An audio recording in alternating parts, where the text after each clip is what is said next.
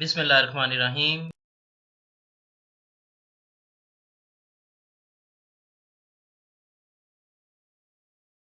GP Fund Advance Kinds, GP Fund Refundable Advances, GP Fund Non-Refundable Advances, GP Fund Advances इकसाम और rules and regulations, GP fund advance काबिल वापसी और GP fund advance नाकाबिल वापसी। सरकारी मुलाजिम की हर माह ग्रास सैलरी से GP फंड मंथली सब्सक्रिप्शन की डिडक्शन होती है और हर माली साल के आखिर पर हुकूमत की जानिब से मुख्तस करदा रेट परसेंटेज के मुताबिक इसके GP फंड बैलेंस पर मार्कअप प्रॉफिट इंटरेस्ट लगता है। सरकारी मुलाजिम इस GP फंड बैलेंस से एडवांस भी ले सकता है। आज हम GP फंड एडवांस की काइंड्स पर रिव्यू करेंगे। GP फंड रिफंडेबल और GP fund non refundable advances किन सूरत में लिया जा सकता है और इसके रूल्स एंड रेगुलेशंस क्या होते हैं।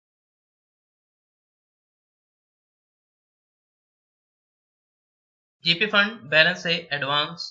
GP फंड एडवांसेस की दो अहम किस्में हैं, काबिले वापसी एडवांसेस और नाकाबिले वापसी एडवांसेस। नाकाबिले वापसी एडवांसेस की कोई रिकवरी नहीं की जाती। एडवांस रकम को इस रकम की हतमी अदायगी के हिस्से के तौर पर समझा जाता है कि जब हतमी अदायगी वाजिबुल अदा हो जाती है, यानी कि अगर आपका non refundable GP fund advance है तो जो आपकी रकम की पेमेंट होगी उसके बाद आपको रिकवरी नहीं होगी। काबिल वापसी की बुनियाद पर GP फंड अकाउंट से हासिल करदा एडवांस नाकाबिल वापसी एडवांस में तब्दील करने की इजाजत दी जा सकती है। GP फंड नॉन रिफंडेबल अगर आप लेते हैं तो उसकी अदायगी नहीं होती, जबकि GP फंड एडवांस रिफंडेबल की हर माह आपकी सैलरी से उसकी इंस्टॉलमेंट की सूरत में डिडक्शन होती है। वो आप पर डिपेंड करता है कि आप मंथली इंस्टॉलमेंट कितनी डिडक्ट करवाना चाहते हैं। काबिल वापसी एडवांस किसी सब्सक्राइबर को इसके जनरल प्रोविडेंट फंड अकाउंट में से इसके क्रेडिट पर मौजूद रकम से एक आर्जी एडवांस दरअसल शराइत के साथ दिया जा सकता है। पॉइंट नंबर ए, दरखास्त गुजार की शरीके हयात या दर हकीकत इस पर इन्हिसार करने वाले किसी फर्द की तवील बीमारी के सिलसिले में होने वाले अखराजात की अदायगी के लिए।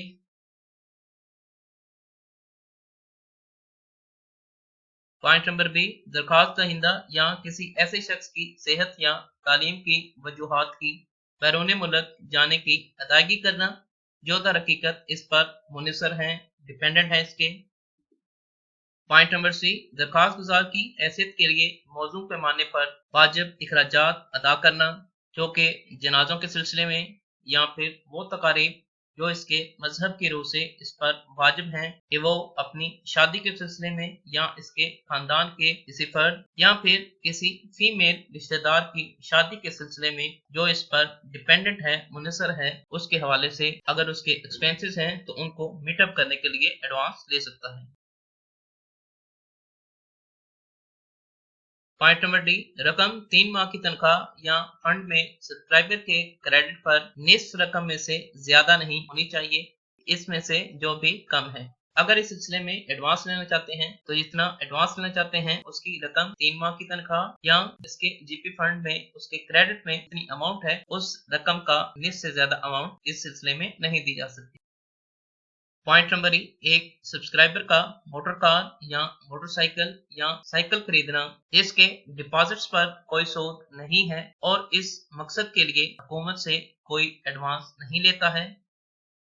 पॉइंट नंबर एफ, पंजाब हुकूमत ने GP फंड सब्सक्राइबर्स को कार एडवांस के लिए 12 माह की तनख्वाह या 50% बैलेंस जो भी कम हो 4 माह की तनख्वाह मोटरसाइकिल एडवांस के तौर पर अदायगी करने की इजाजत है।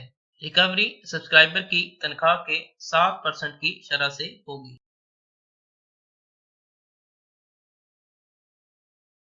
पॉइंट नंबर जी, दूसरे एडवांस की इजाजत दी जा सकती है लेकिन गैर मामूली और खास सूरतों में और दरअसल शराइत के साथ दी जा सकती है। पॉइंट नंबर 1, एक दूसरा एडवांस मंजूर देने वाली अथॉरिटी के ऊपर वाली अथॉरिटी के जरिए मंजूरी की इजाजत दी जा सकती है, यानी कि अगर आपने एक एडवांस लिया है तो उससे अपर अथॉरिटी जो है वो दूसरे एडवांस की मंजूरी देगी। पॉइंट नंबर 2, पहले एडवांस का बकाया बैलेंस सूद के साथ अगर कोई है तो वो दूसरे एडवांस की मंजूरी की रकम से वसूल किया जाएगा, ताकि एक वक्त में सिर्फ एक एडवांस बकाया रहे।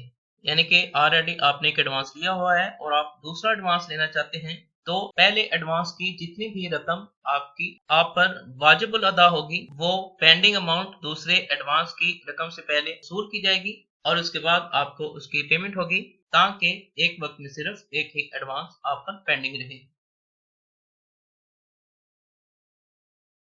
पॉइंट नंबर 3, एडवांस ऐसे एक साथ में वसूल किया जा सकता है जैसा कि मंजूरी देने वाली अथॉरिटी हदायत कर सकती है, लेकिन ऐसी तादाद 12 माह से कम और 48 माह से ज्यादा नहीं होनी चाहिए। यानी कि एडवांस पेमेंट की इंस्टॉलमेंट मिनिमम 12 और मैक्सिमम 48 वसूली इस महीने की तनख्वाह से शुरू होगी जिसमें एडवांस लिया गया है।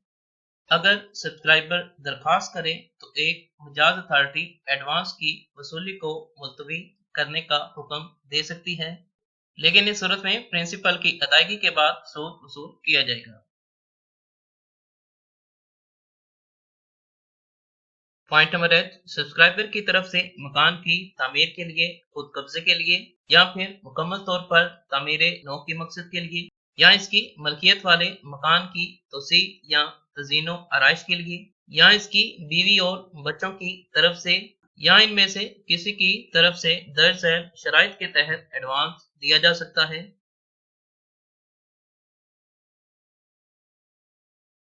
Point number 1, house building advances के लिए मुकर्रर करदा शराइतों ज़वाबित के मुताबिक एडवांस तकरीबन मुमकिन होना चाहिए, यानी कि हाउस बिल्डिंग एडवांसेस के जो रूल्स एंड रेगुलेशंस हैं उनको मीट अप करें। पॉइंट नंबर 2, एडवांस सब्सक्राइबर की 36 माह की तनख्वाह, सुबह पंजाब की सूरत में 24 माह की तनख्वाह या फंड में सब्सक्राइबर के क्रेडिट पर रकम के 80% से ज्यादा नहीं होना चाहिए, इनमें से जो भी कम हो। पॉइंट नंबर 3, जमीन और इस पर तमीर किया गया मकान एडवांस की अदायगी के लिए 3 माह के अंदर सदर के पास रहन रखा जा सकता है। यानी कि अगर आपने कोई एडवांसेस लिया है तो उसकी जमीन या फिर आपने उस पर कोई कंस्ट्रक्शन वगैरह की है तो उसकी अदायगी के लिए यानी 3 माह सदर के पास रहन मॉर्टगेज रखा जाता है। पॉइंट नंबर 4, सब्सक्राइबर की तनख्वाह के 7% की शरह से वसूली की जाएगी। अगर एडवांस की रकम सब्सक्राइबर की 18 माह की तनख्वाह से ज्यादा नहीं है तो रिकवरी 5% तनख्वाह की शरह से की जाती है। सूबा पंजाब की सूरत में रिकवरी तनख्वाह के 7% की शरह से की जाती है। पॉइंट नंबर 5, घर की तमीर के लिए दिए गए सरकारी मुलाजम के जीपी फंड अकाउंट में से एडवांस घर की तामीर की कुल एडवांस का हिसाब लगाने के मकसद से नहीं लिया जाएगा जिसका सरकारी मुलाजिम हकदार है।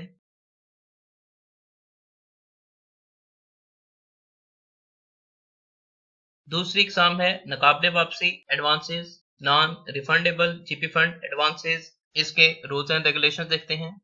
5.6.1, जीपी फंड के सब्सक्राइबर जिन्होंने 50 साल की उम्र हासिल कर ली है उन्हें एडवांस ग्रांट के लिए दरखास्त की तारीख पर अपने क्रेडिट पर 100% बैलेंस निकालने की इजाजत दी गई है और regulation wing OM number F.15R-7/87 मोरखा 22 मार्च 2001 के मुताबिक एडवांस के लिए किसी वजह की जरूरत नहीं है।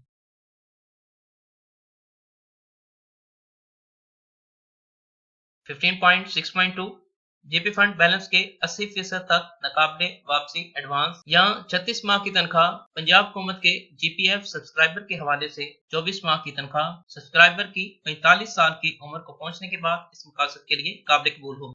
यानी कि 50 साल की एज में आप अपने जीपी फंड बैलेंस का 100% यानी कि सारे का सारा नकाबले वापसी एडवांस भी ले सकते हैं और 45 साल की उम्र में जीपी फंड बैलेंस का 80% नकाबले वापसी एडवांस ले सकते हैं और मंदरजा झैल शराइत के ताबे होगा। पॉइंट नंबर 1, इसकी या इसकी बीवी या बच्चों की या इनमें से किसी की मलकियत वाली जमीन पर पाकिस्तान में कहीं भी मकान की तामीर के लिए। पॉइंट नंबर बी, मुकम्मल तौर पर दोबारा तामीर या तोसी या तजीनो आराइश के लिए जो पहले से मुतलका सरकारी मुलाजिम या उसकी बीवी और बच्चों या इनमें से किसी की मलकियत में है। पॉइंट नंबर सी ज़ेर ज़मीन की खरीदारी के लिए। पॉइंट नंबर डी इसकी रिहाइश के लिए, मकान की खरीदारी के लिए। पॉइंट नंबर ई मालियाती अदारे से लिए गए कर्ज की वापसी के लिए। इन तमाम कंडीशंस में 50 इयर्स में 100% और 45 इयर्स की एज में 80% नॉन रिफंडेबल नाकाबिले वापसी एडवांस जीपी फंड लिया जा सकता है। इंशाल्लाह उम्मीद की जाती है कि आपको जीपी फंड एडवांस रिफंडेबल और नॉन रिफंडेबल दोनों की बखूबी समझ आ गई होगी। इसके रूल्स एंड रेगुलेशंस की बखूबी समझ आ गई होगी। जीपी फंड एडवांस और उसके फॉर्म कैसे फिल किए जाते हैं उसके लिए सेपरेट तफसीली वीडियोस बनाई हुई हैं, डिस्क्रिप्शन में उनका लिंक दे दूंगा, जिनकी मदद से जीपी फंड का केस आप खुद अपना प्रिपेयर कर सकें।